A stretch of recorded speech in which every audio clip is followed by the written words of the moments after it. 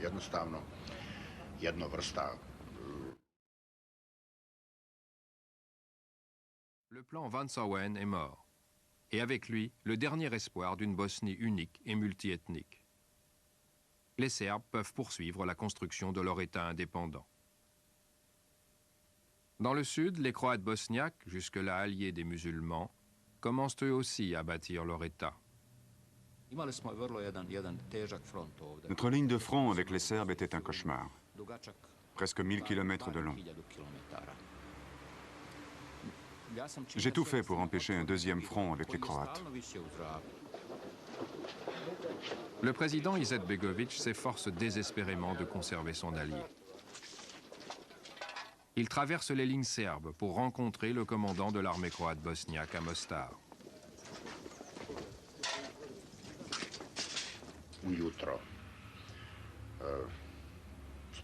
Nous sommes convenus de nous rencontrer le matin dans un appartement privé.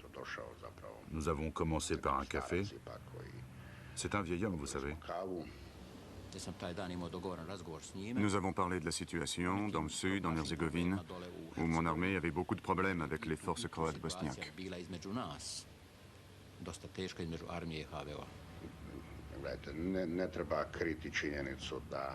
Ce n'est guère un secret que les Croates de Bosnie méridionale préféreraient de loin faire partie de la Croatie. Je savais que les Croates bosniaques voulaient provoquer une guerre. Ils voulaient que la Bosnie du Sud fasse partie de la Croatie. Leur projet était particulièrement évident. Il a de bonnes raisons d'être inquiet. Le président croate et son homologue serbe caressent depuis longtemps l'idée de se partager la Bosnie.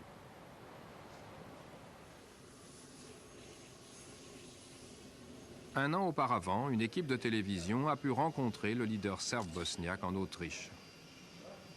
Il était venu là rencontrer en secret le très discret leader des Croates bosniaques, qui était arrivé dans cette voiture. Et c'est derrière ces portes qu'ils se sont entretenus. Ça a été une réunion tout à fait fructueuse. Les Croates voulaient leur partie de la Bosnie.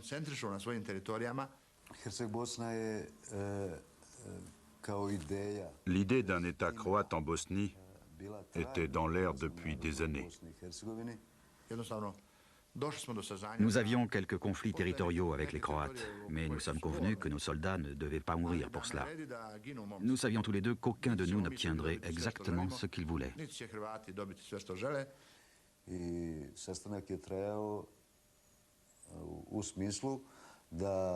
Lors de cette réunion, les Serbes ont même proposé un tracé de frontière entre nous, au sud.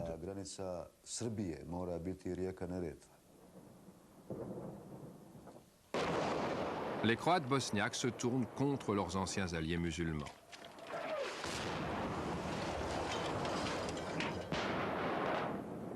La bataille est orchestrée par le commandant en chef de toutes les forces croates.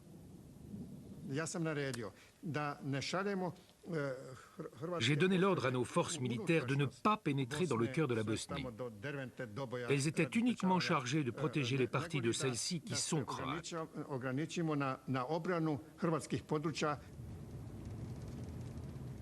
Des villages musulmans sont sur leur chemin.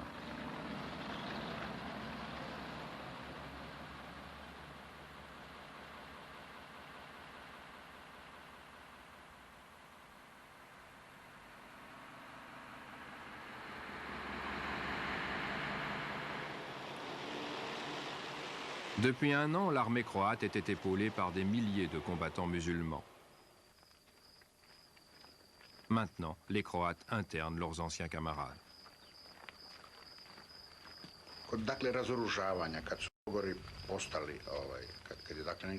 Il fallait mettre les prisonniers quelque part.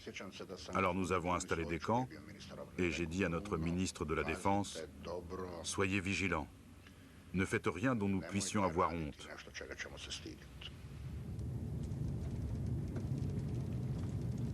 Sur un aéroport militaire près de Mostar, un journaliste parvient à pénétrer dans l'un des camps. On les avait enfermés dans des réservoirs souterrains qui, auparavant, avaient contenu du carburant. Avant la guerre, il y avait eu ici des casernes. Ces réservoirs de carburant étaient à moitié enterrés. Il faisait une chaleur épouvantable. Et il y avait juste un petit orifice par lequel respirer. Les gens mouraient.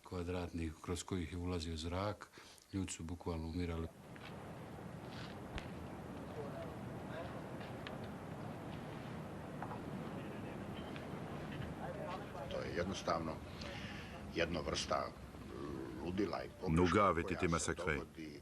C'est pour ça que cette erreur a été commise. Il y a des moments où le sang bout et on devient fou. Plus tard, on a honte, aussi bien en tant qu'homme qu'en tant que Croate. Les responsables de ces camps sont à rechercher au plus haut niveau de l'État croate. Le président Tudjman ne pouvait pas ne pas être au courant pour ces camps.